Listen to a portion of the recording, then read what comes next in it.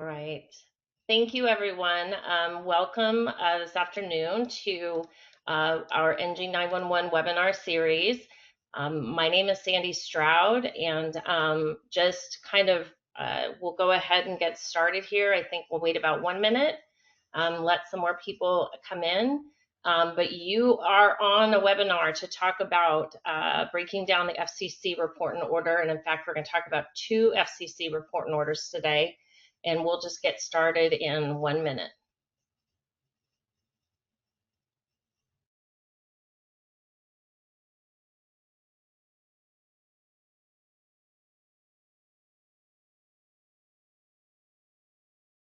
All right, so just some quick housekeeping. We are recording our webinar today. So if you miss anything or there's something that you would like a colleague to see or hear, the webinar will be available within a couple business days for you to share. Likewise, if you had registered or have to leave early and couldn't attend, you will also have access to that recording. And please interact with us. Ask questions, share your thought in the chat box. I'll share with you that for this new FCC report and order, I think we have more questions than we have firm answers right now. And so if you're maybe someone in the audience who has some information that you want to impart or has more questions that you want to share, I think that there's a lot of value in understanding that a lot of people have some of the same questions. And we do want to make sure that you know, in future series, we can follow up with that and look to be bringing some answers. So just really quick on our agenda, we're going to kind of go through who is going to be part of this conversation today. I'm really excited about that. We're going to talk about 2 different FCC report and orders that have come out this year that impact NextGen 911. The first one is about location-based routing and how that has really driven the need for collaboration between 911 and GIS. And then we'll go through and break down some of the recent report and order, how this is really going to impact GIS. And then just some things to consider and hear from our panelists about questions that they have right now that they're going to be prioritizing, seeking some answers on. But again, we'd really like to hear from you in the audience. And so we want to hear any questions that may come up over the course of the webinar. I will pause occasionally. I do have someone who's going to be monitoring the chat box. So I'll pause occasionally, or she'll interrupt me, and we'll get some of your pertinent questions answered or get those answered from our panelists. So with that, I do want to introduce our panelists, and actually I'm going to ask them to introduce themselves. I am Sandy Stroud. I am the Director of Public Safety here for 1Spatial. I've had the benefit of being both on the GIS side as the GIS manager at the local, regional, and state level, but then also spent 4 years as a 911 authority managing the statewide 911 program in Minnesota. So what we thought today would be best is to hear from the actual practitioners themselves from the state of Georgia. So first up, I've got Alicia, who's going to introduce herself, and then Natalie. Alicia? Hi, good afternoon, everyone. My name is Alicia Rucker-Wright, and I serve as the Deputy Executive Director for the Georgia Emergency Communications Authority, which is tasked with promoting 911 throughout the state of Georgia, and we're currently working on an NG 911 transition plan statewide.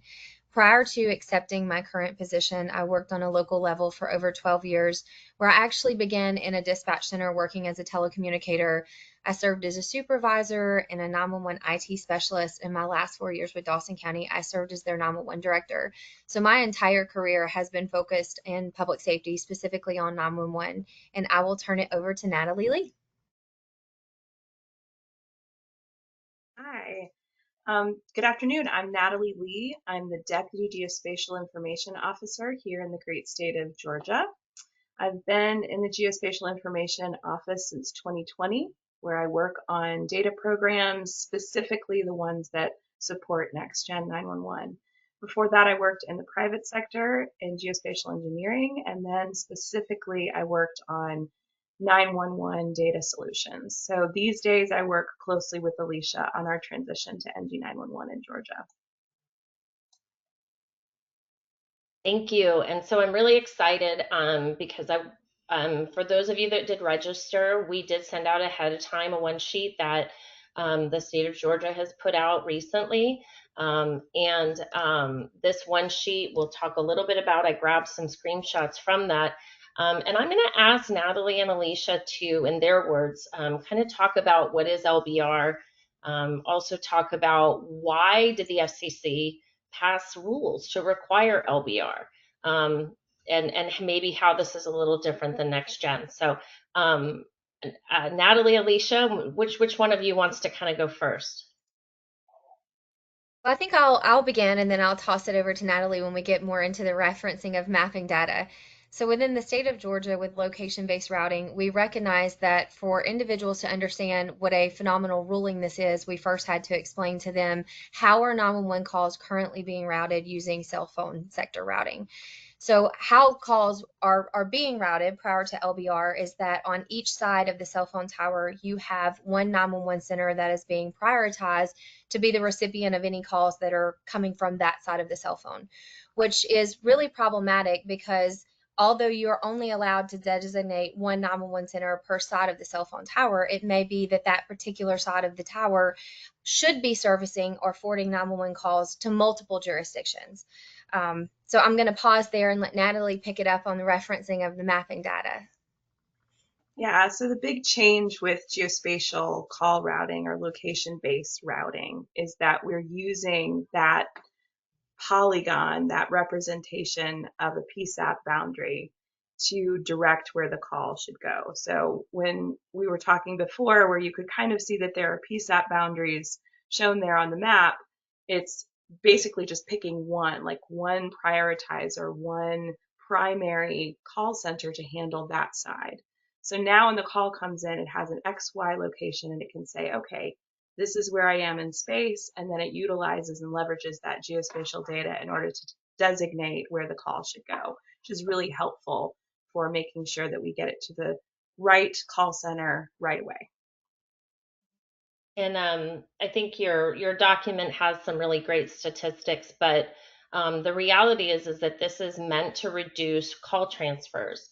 Some 911 centers can be plagued with up to 30% of their 911 calls end up having to get transferred to another PSAP because of that cell sector routing.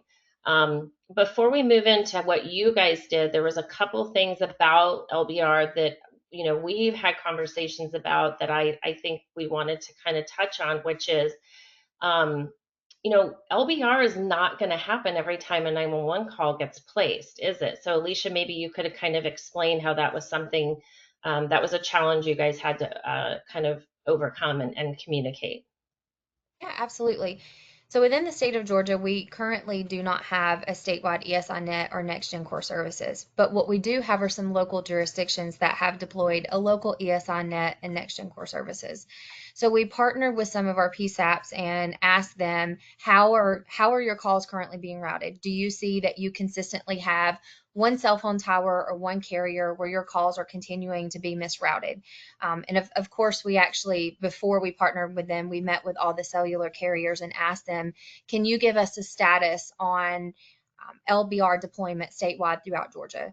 For two of the major carriers, they told us by the time we met that they had actually already activated LBR statewide in Georgia. And one of the other carriers actually gave us a date by which they would have LBR activated. So once we received confirmation that all of the carriers had activated LBR throughout Georgia, we partnered with one of our large metropolitan centers. And we intentionally chose that center because they have the ESInet and because they were only having like one cell phone tower where LBR had not been activated on that particular cell phone tower. And because they had requested LBR activation on all of the towers within their jurisdiction, but this was on a bordering jurisdiction where LBR had not been requested. So upon receiving confirmation, we thought it would be a really great way to go out and actually do some testing to ensure that we were seeing a difference in call routing.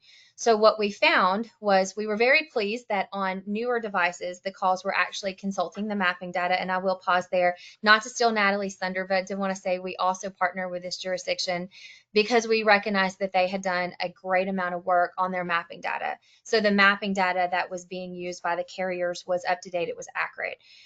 So we were able to eliminate any of those anomalies that could be attributed to mapping. But what we found was that for all of the newer devices, the calls were routing as they should be based upon the actual physical location of the device. But for some of the older devices, those calls were still defaulting back to cell phone sector routing. So we went back and said, hey, we're very pleased and we're very grateful that all the carriers are willing to work with us, but we would like some clarification on why this particular call, and they were great. We gave them the phone number as well as the date and time of the call. We told them this was the 911 center that received the call. This is the 911 center that should have received the call. Can you maybe dig down? And we spoke with network engineers and they told us, well, it's really based upon the age of the device. The device that was used for these particular test calls was not able to provide the location in a format or wasn't able to provide the location timely enough. We all know that in 911 seconds mean the difference in life or death in situations. So we recognize that carriers cannot hold calls indefinitely while they're waiting for the location to be delivered. So that made sense to us, but just to take it a step further and say, well, we just want to make sure that in this particular incident, it really is the device. We actually even took our iPhones and we got some Androids as well, and we put dual SIMs in, and then we would switch between the carriers, and what we were able to find was it truly was just the age of the device.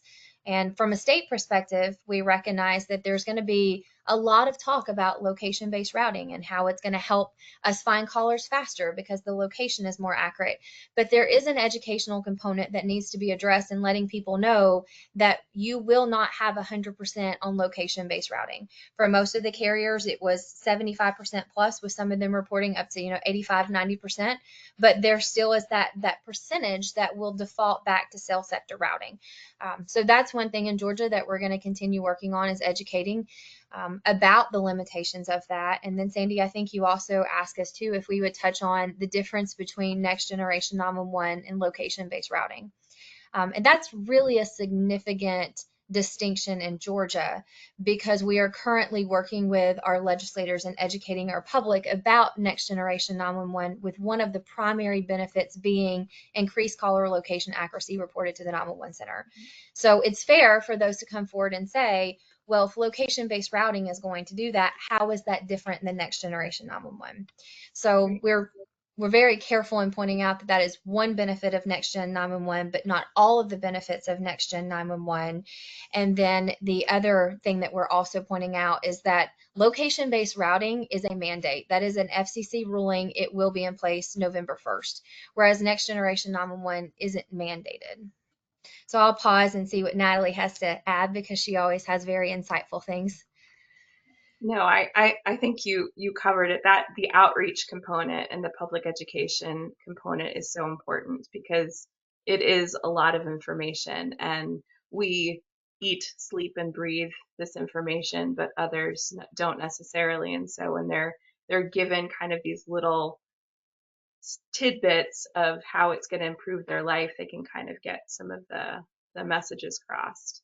I will say the data itself was a big part of, or a big pain point or anticipated pain point for us. So we've been working on getting our data ready for a long time, years now. And so, it's a gradual change that everyone across the state is working on at their own pace. And when we realized that they would be using geospatial data for call routing, it makes it very important. It makes our PSAP boundaries that we've been working on critical, because we want them to be using those, because that's what we've been working on. And when we talked to the carriers, one of the things that we asked them was, what data are you using? And sometimes we would get responses like, oh yeah, we validated these with our locals already. And we would be like, okay, well, how did that go? Like, how did you get that validated? And come to find out, the validation is more of just, is this the right shape of your data? So like they were given like a PDF and said, does this look right? And sure, that looks about right. But I think you can see from the visual that we have here, when you look at the context of these boundaries in terms of what addresses and what roads are covering them, then you have a more of an ability to say, okay, now I know, and I maybe need to redraw these lines a little bit, which is what we've been getting at for years now, we've been preparing and saying, in an NG911 environment, these data sets do these things and you have to have them right, and they have to represent your operational jurisdiction, your operational boundary. But now they're actually going to see it, and it becomes very important that we get this data right, and we have them validated in the context of addresses on the ground. So I think that's the push for us right now. So I think a couple things that I've heard is kind of one, um, the effort to draw PSAP boundaries and validate them as it relates to their relationship with the roads and the address points isn't just for geospatial call routing and core services anymore. This is also going to be the same data and the same effort you want to take for LBR as well, because that is what, like, that is the information. What I also heard though is that and this is something that I wanted to emphasize, LBR will be deployed this November, whether you have given them data or not. So if you are a 911 authority, or you don't know if your 911 authority has supplied data, that actually won't matter. The carriers are harvesting this information right now. And if they do not, while I have also had the same experience as you did, the carriers have been fantastic to work with. They will answer the questions, they will dig into this. They also have a responsibility to fulfill this FCC mandate, and when as possible, move forward with LBR being deployed in November. So if you are a GIS data contributor who is supporting a 911 center, and when November comes, if they start reaching out because they're seeing, some sort of change in the number of misroutes or whatnot, you may be able to step in and kind of help make some suggestions that, using the GIS boundaries that are being created for core services are really going to help this process. And so I think that does put an emphasis on that PSAP boundary creation and that work being done sooner than later. It's what you're going to start being able to use it right away. If you're not an authority who has deployed core services yet, you can have a very significant change upon call routing in your area if you are emphasizing the development of those PSAP boundaries to support that. So I think that's one kind of thing to make sure we're clear on. One of the other ones, this is a bit of a nuance, but for our 911 stakeholders on the call, knowing when, who, and how the currency of your cell sector routing designations is also going to be really important too, because those cell sector designations, to Alicia's point, that will still be used. And so it's not that we're saying you have to reconcile those with your PSAP boundaries, but if you're making decisions about cell sector provisioning, having PSAP boundaries overlaid, like Natalie has shown, on your location data is really going to allow you and your neighboring PSAPs to make those right decisions, because as much as possible, we want to try and make sure that cell sector routing and LBR can try and be as closely tied as possible. If you are a GIS stakeholder on the call and you've never even heard of cell sector provisioning, or you want to reach out and ask, it's definitely something to talk to your 911 authorities about. I know that, Alicia, you've shared in Georgia, the PSAPs individually manage those. I know in some other places, the state actually will manage those.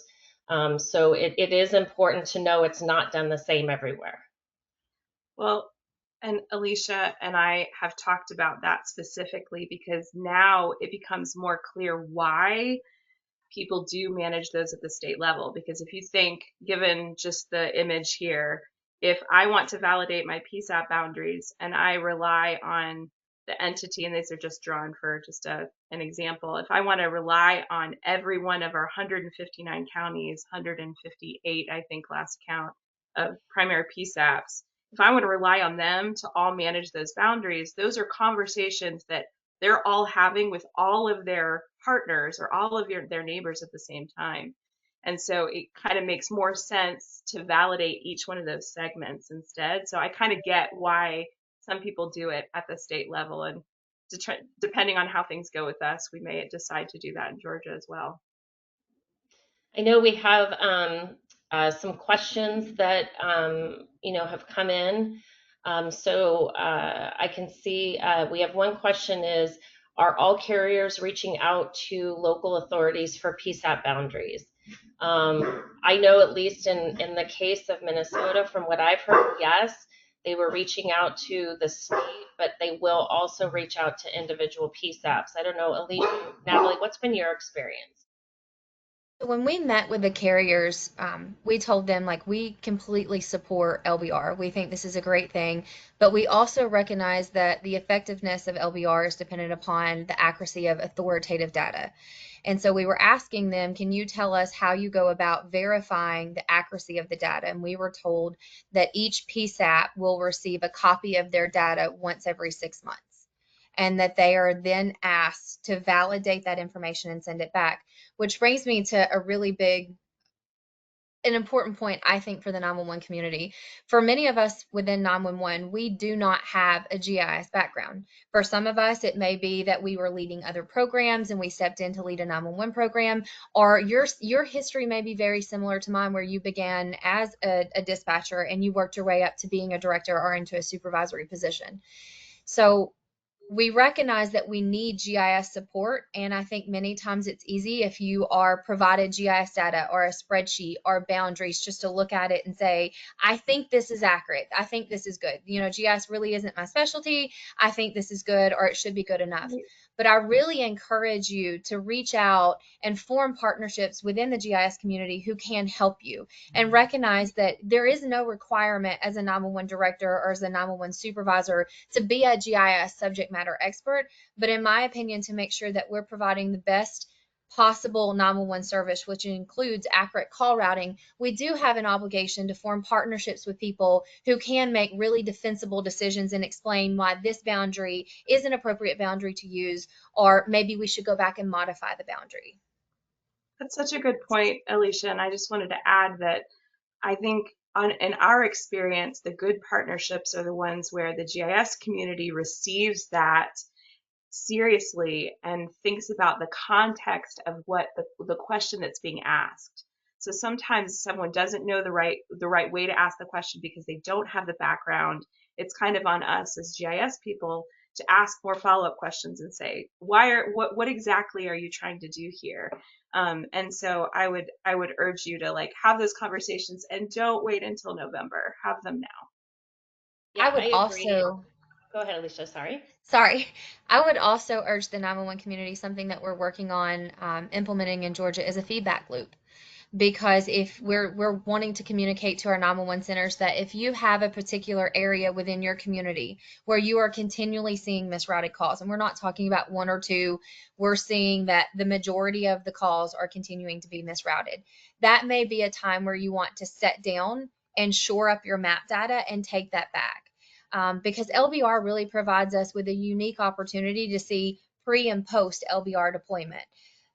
So I really encourage you to kind of be in touch with the individuals in your center to track what calls still are being misrouted. And then you can actually even take that back to your GIS community and say, I feel pretty confident that we may have a mapping issue here because these calls are still not going to the appropriate 911 center. Do you mind just looking at this map and telling me if the map says my county or another county, or if we need to clean something up? And I think that's a pretty easy way to phrase a pretty complex question. Yeah, exactly. Yeah, so I think that's a good segue into into the next part. And I just want to kind of emphasize one thing really quick before we do this. The biggest difference between LBR and the new report and order and the data there is that with LBR, the carriers, the report and order did not designate where the carriers had to get the data from. And so the wireless carriers simply have to deploy LBR. They have deployed, all three have deployed a methodology that uses PSAP boundaries, because the methodology was also not something that was prescribed by the FCC.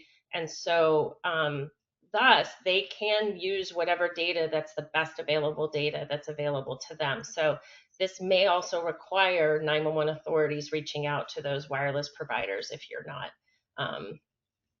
if you're not able to hear from them. So really quick, we're going to move into the new report and order, and want to give some background on this because I think that while we've seen that Alicia and Natalie have really tackled this LBR report and order and spent a lot of time researching and doing outreach and education and advocacy on behalf of their PSAPs, that there's now a whole new other report and order and set of rules that we're going to have to tackle.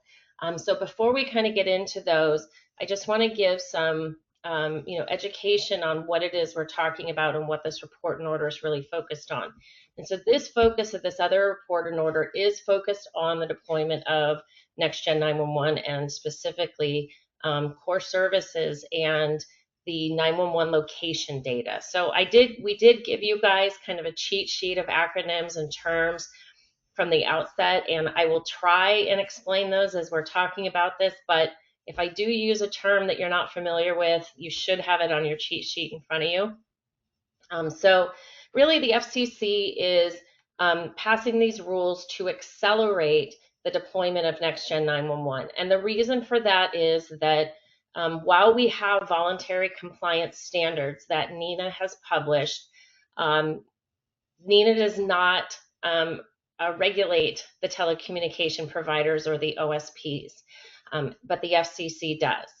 And so based upon a lot of feedback from other states who have attempted to do an ingress network migration, and the ingress is that part of the network that the originating service providers or OSPs actually drop the call off at the POI or point of interconnection. That is on the ingress network side.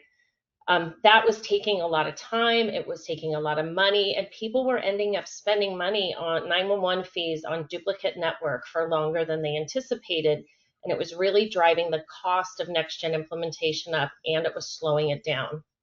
And so the FCC, over a period of time, has passed a notice of proposed rulemaking, which they got comments on. They passed a report and order, of which they got comments on, and then they have finally ruled on this report and order. And this report and order breaks the implementation up of NextGen 911, at least on the ingress network side, into two phases. Phase one is strictly looking at the format of the call as it comes to a POI. So what it does is it does require an OSP to deliver the call to the 911 authorities designated POI, and that's really critical. And it already has to be converted to a SIP and IP format. Now, this does not really touch the format of the 911 location data. Typically, if you are in a transitional NextGen system, and if you're in core services, you probably have something called an LDB, and I'll talk a little bit about the differences between an ALI and an LDB. But there's no location that's stored in the IP header of the call. We're still going back to using dips into databases to get the location of the caller and which 911 center the call gets routed to. So this phase one ruling really is just about impacting the format of the call so that all calls are consistently being sent to the edge of the POI in an IP format. Now,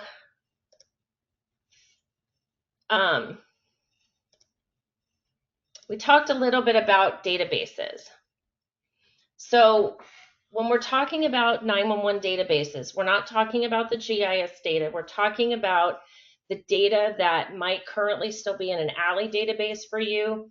It might be in an LDB, or it could be a list. Although, to my knowledge, we don't have functioning lists for wireline or VoIP providers yet. But really, all of this location is the customer records of the telecommunication providers, the wireline and the VoIP. So to give you kind of an idea of what happens right now, that legacy MSAG is used by the telecommunication provider when a customer calls to create service to ensure that the location the customer gives them is a valid 911 location. That's the role of the MSAG. So That data then goes into the ALI database, and only when a 911 call cannot be routed because of location does that data really get remediated in an ALI database. So in a transitional phase, that's where many core service providers will stand up what's called an LDB. So an LDB still requires the use of a MSAG that is given to the originating service providers. Typically, they're wanting to use a geospatially derived MSAG. So they're wanting to create one from the road centerline data so that when they're creating new service, they're kind of already pre-validating it against the GIS, although it's in a different format. And then when the data is passed to an LDB provider, it should be stored at rest in the CLDXF format, which is what the NINA data model is, and it does an LVF validation. Now, in an end state list, that's when the customer records of the OSP are stored in the CLDXF format, and it does an LVF validation prior to a 911 call ever being initiated. So why is that important? Well, a 911 authority, once it's requested phase 1, can now request phase 2, 6 months later. The OSP must deliver the 911 call to the state designated POI, but this time they have to deliver the civic location or the reference, the coordinates of that call, already pre-validated against the LVF. So many of you, just to know, an LVF validation is not quite the same as just a database query, because with an LVF validation, it is a pass or a fail. Right now, LVF is configured so that everything has to match. And then the location is embedded in the header of the call. So why is that important? Well, we've talked a lot about PSAP boundaries and how PSAP boundaries are going to drive location-based routing. And while PSAP boundaries are extremely critical to drive geospatial call routing, in order for a 911 authority to request this end state IP format that the FCC has ruled on, they have to be able to stand up and commission an LVF. And it says this in the report and order. It talks about an LVF, and it talks about the fact that a OSP must stand up a list. Now, while the information is technically the same, the formats and the data requirements may be different. And one of the other things that the report and order talks about is certification. So not only is the OSP going to have to be able to meet these requirements of phase 1 and phase 2 when requested by the 911 authority, the 911 authority will now have to certify that it has all the necessary infrastructure installed. For phase 1 and phase 2, they also must comply with NG 911 commonly accepted standards, and we'll talk a little bit about what that means. And a 911 authority is designated as a unit of government or entity that transmits calls to the PSAP for the network that they manage.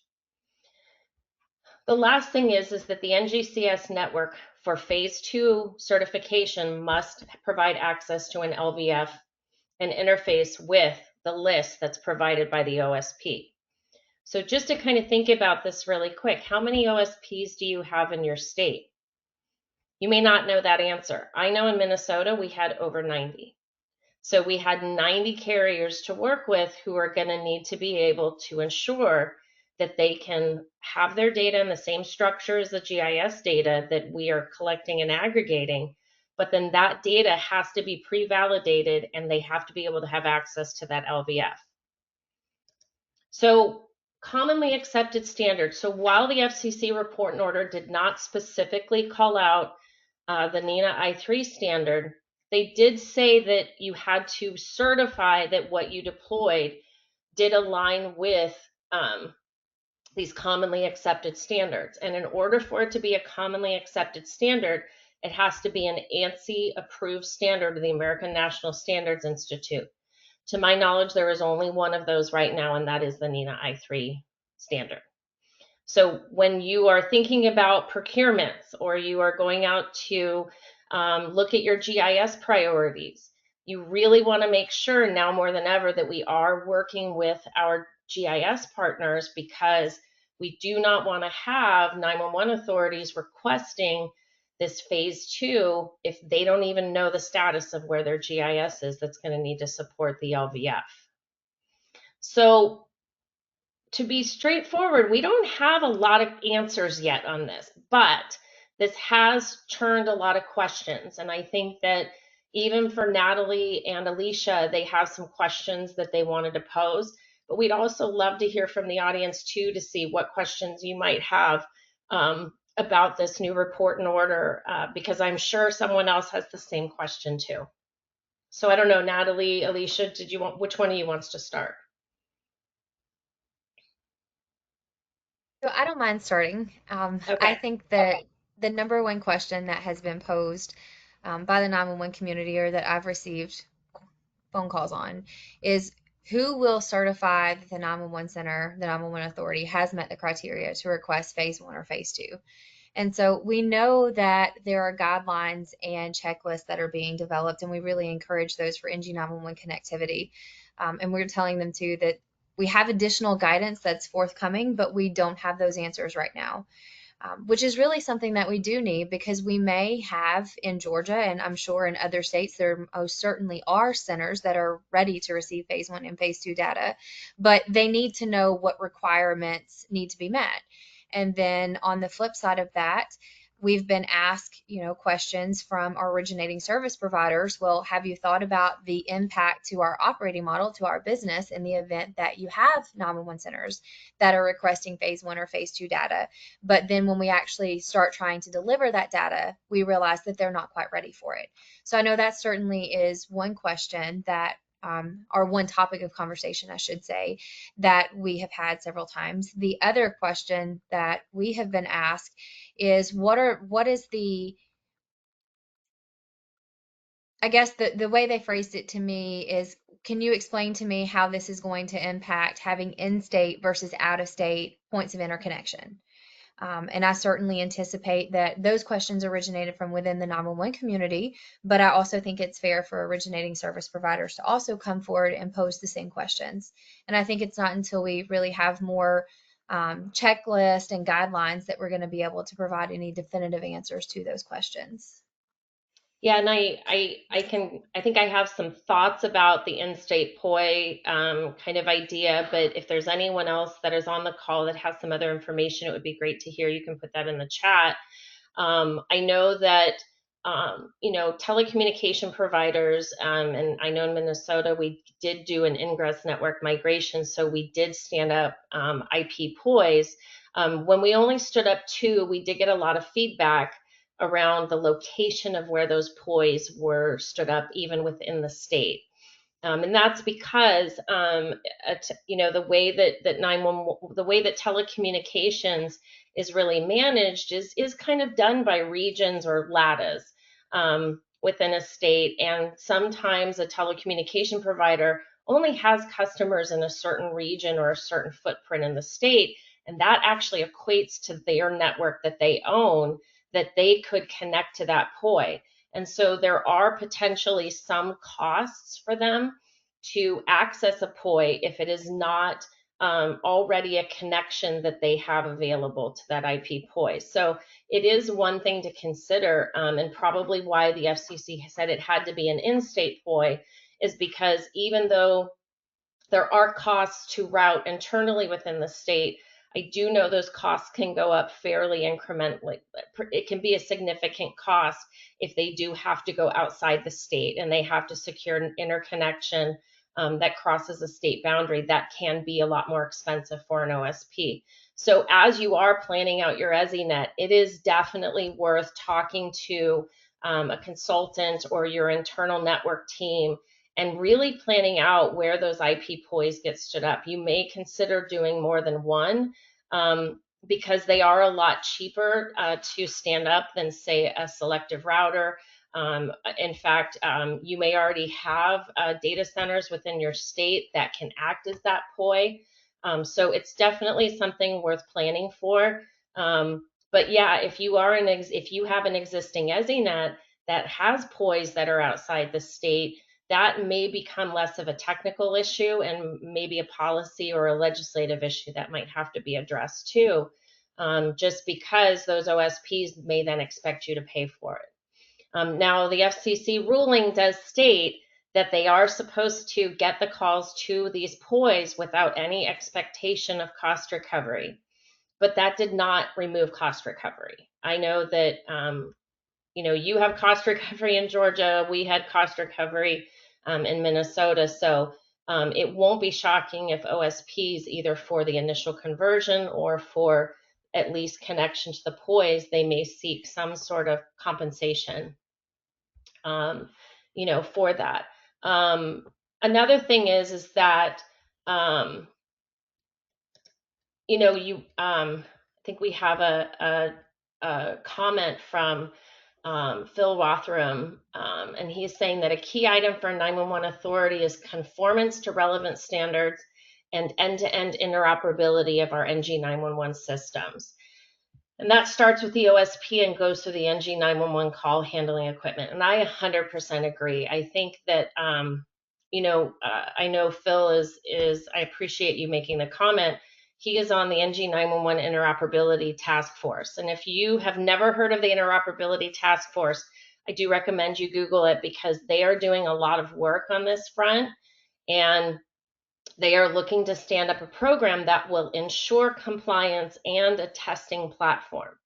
So it would not shock me if they were one of those entities that got involved in the certification, or they're going to look to certify systems that you procure, so that when you as a 911 authority do go out to bid for these systems, you can require that it is certified, or that they can demonstrate that they have been certified. I think that's kind of one way a 911 authority can demonstrate that they have been certified, is that they're buying certified systems. So I do appreciate you sharing that, Phil. I think also the NASNA organization is another organization that's heavily tied into this. But yeah, the certification thing is somewhat of a mystery. And I know, Natalie, we've had this conversation, is, the FCC did leave this purposely vague. They do try to not be as prescriptive on certain things, and this is one of those areas that the document even talks about encouraging people to get together and really kind of figure out what that certification kind of is. Are there any other questions that anyone has, or anything, Natalie, on the GIS side? Are there any thoughts about, in order to be able to stand up an LVF, is there any questions that you might have, or are you getting any questions from 911 authorities or GIS at this point? I honestly think that they're still absorbing and understanding what this means operationally. And so I think conversations like we're having right now are probably going to continue. And those additional questions and understanding how it's going to actually work is probably going to trickle down over time.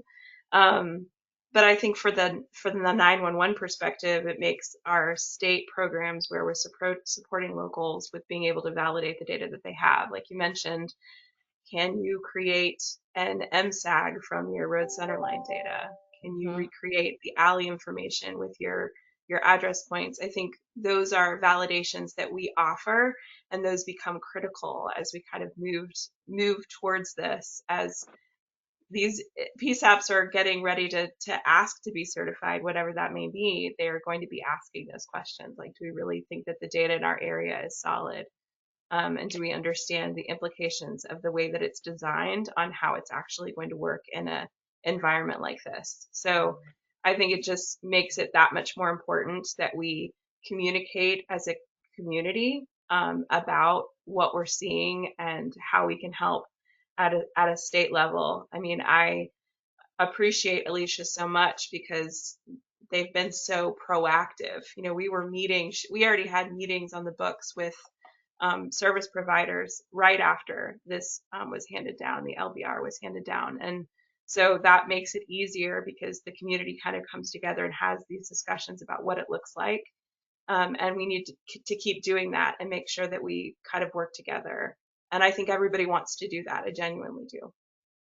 So Natalie, really quick, something that we didn't really talk about, but maybe you could talk a little bit about is the Diva tools. Not Mhm. necessarily what is behind them, but maybe you could just talk a little bit about, the program that you guys have deployed, and maybe a little bit about the coordination with Alicia and their offices to get buy-in and outreach on the Diva tools. Yeah, so DIVA, we never met an acronym we didn't like, which is, very par for the course for people that are in NG911 work, right?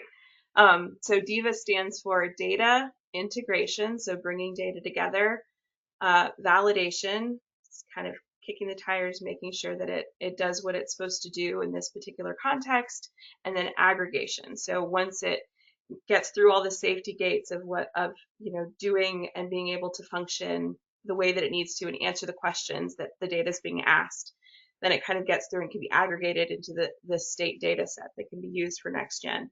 And we stood that up in 2021, 2022, and started using it for getting prepared, because we knew as a state that there was one thing that we could start doing right away was try to get the GIS data ready.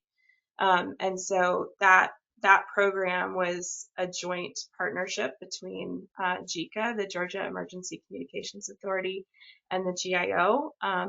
And those tools are still being utilized today. And basically what it does is it allows anybody across the state, as much as they want, whenever they want, to log in, to upload the data how it is today, in whatever state it is today. It doesn't have to meet certain criteria. And then they're able to validate, and it basically interrogates the data, asks the data all of these questions to establish whether or not it's next gen ready. And then it gives really specific feedback. So instead of just kind of giving you a warm fuzzy of you're kind of compliant or you're this percentage compliant, it tells you exactly where all your problems or things that you might want to look at are. And it socializes your data with your neighbors. So it gives you feedback and says, hey, everything's looking good here, but when I put your data next to your neighbors, you guys don't quite agree on your boundary, or you have duplicate address points or something like that. And that's really helpful for us in a state that has so many PSAPs, and everybody's so different.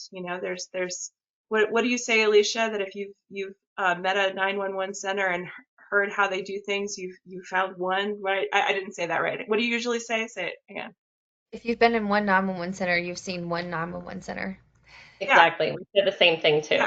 yeah, yeah. So like that is so true, and because of that, that means that any state that's trying to kind of go through this process needs to meet everybody where they are, and be flexible that way. And so that's what the tools do. They kind of help everybody to have this base level. We're all trying to get to this specific level of service of data quality, and it helps us all to understand how far we are from that and what it will take to get there.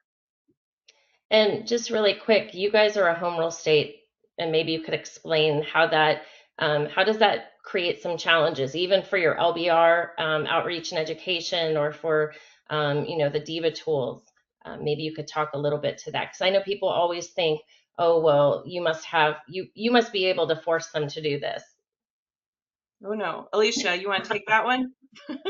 Yeah, so with us being a home rule state, it means that, like in Georgia legislation, 911 centers are actually authorized within their local jurisdictions, whether it's a municipal or a county PSAP, to actually have their own 911 governing board. So they have their own stakeholders. They're allowed to, make their own policies, their procedures. So for us, what that means is we're really looking to incentivize and explain why having data aggregated at a state level or having a statewide ESI network is beneficial to the state in its entirety. So for us, we're really taking an approach of how can we improve 911 and what can we do to help you? Because again, we're not in the business of going in and saying, you shall do this. That is not what our authority was created to do. So our partnership with the GIO, and then also partnering with our 911 centers, and then also being a liaison between, whether it's cybersecurity or GIS or any other technical subject matter experts to really explain to our 911 community how this is beneficial and why they should pursue it. Yeah, that's right. And I think one thing that you touched on there is so important, is that anytime the state is kind of working or coordinating or trying to move the needle on an effort that's this big, we rely on those relationships with our locals, because they can see they are the authorities on their data. We need them to remain the authorities on their data.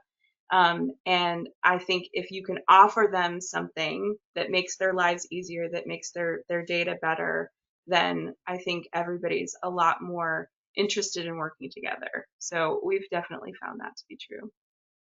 And I think also, GIS data contributors take a lot of pride in the data that they maintain. And so they do want to know that they are still kind of that authoritative source of that information that is being shared and what happens with it, who ends up using that data, what questions it answers. So it's definitely a lot of work to be, a data steward, and at the state level, even more so with however many data contributors you guys are actually working with. So, I think that, the reason we really wanted to bring Alicia and Natalie together is, they do represent a really great, model and best practice for how GIS and 911 really do need to work together. I think they've also stated this has to happen at the local level too.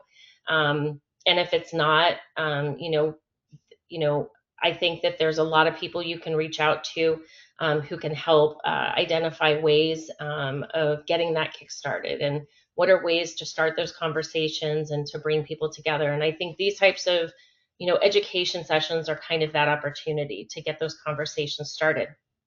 I think the FCC report and order, those are two ways to get that conversation started too. So if you do want to know more about where your 911 authority or where your GIS may be able to help you with LBR, this is a really easy way to get that conversation started.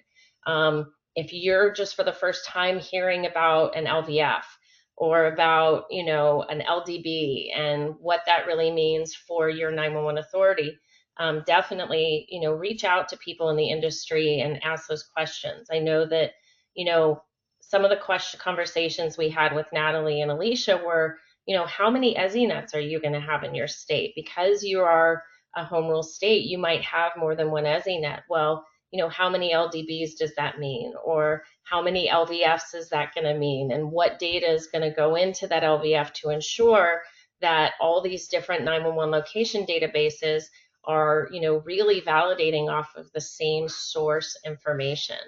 And so I can see those are going to be the questions that sooner than I think we thought we're going to have to start being able to answer because of this FCC report and order. So again, just really quick recap on that. The 911 authorities will have the ability to request the FCC Phase 1 and Phase 2. The request goes through to the OSP from the 911 authority. The OSPs, depending upon size, have either 6 months or 12 months to comply. And then after the 6 months period of operation in Phase 1, you can, if you can certify you are ready, move into Phase 2 of the FCC compliance. And I do know that there's a lot of benefits to that Phase 2. That would be another whole other set of questions to kind of look at is, what is the value of going to Phase 2? I think also one thing, Natalie and Alicia, you've brought up is, what does it look like in a state where you have multiple EZNets? What does it look like if you have one or two that have gone Phase 2, but everyone else is still at Phase 1? Who has the authority to require that? Does the OSP have a responsibility to meet both types of deployments? Because that does actually have a pretty significant difference on where they maintain the location data. And I'll kind of leave you guys with that. And my hope is that we're going to be able to bring Natalie and Alicia back sometime next year after they've had a chance to work through this, after they've had their legislative session, to look at some of these answers. But if you have this, these are the complexities we're going to be dealing with. Let's say Georgia has 3 different EZNets. If one wants to go to Phase 2 and the other are still in Phase 1, you have OSPs that are going to have to manage data in LDBs or in ALI databases, and they're going to have a list and be able to deploy that list. So it is a lot of logistics, and I think, we need to be also not just thinking about coordinating internally with GIS and 911. I would really encourage everyone on the call who's in a 911 authority to start working with your OSPs. Reach out, create those relationships with your service providers, your VoIP providers, know who those people are, know where their 911 databases are, because they are going to have a really, it's going to be a very complex process for them to do that too. So before we leave, I just wanted to leave on that note, see if Natalie or Alicia, you had anything else you wanted to add. I do not. I appreciate the opportunity to participate today. Thank you so much. And Natalie, as always, I'm always appreciative for anything I participate in with you. The feeling is totally mutual. I had a great time talking about this today, and I look forward to us talking again next year and all the things that we will have learned by then together. So. Yes, and the recording will be posted soon. I will tell you, we had a fantastic time meeting, all of us together, leading up to this and getting a lot of questions answered ahead of time. But please, if you have more questions, don't hesitate to reach out to us. If you have a question specific for Natalie or Alicia, we can always make sure that that information gets to them. And I'm knowing them, I don't think they'll have a problem giving you answers if they have it. And again, we thank you guys today. If there's no other questions, we'll just end a few minutes early. Thanks. All right. Thank you very much. Bye. Bye-bye. Bye.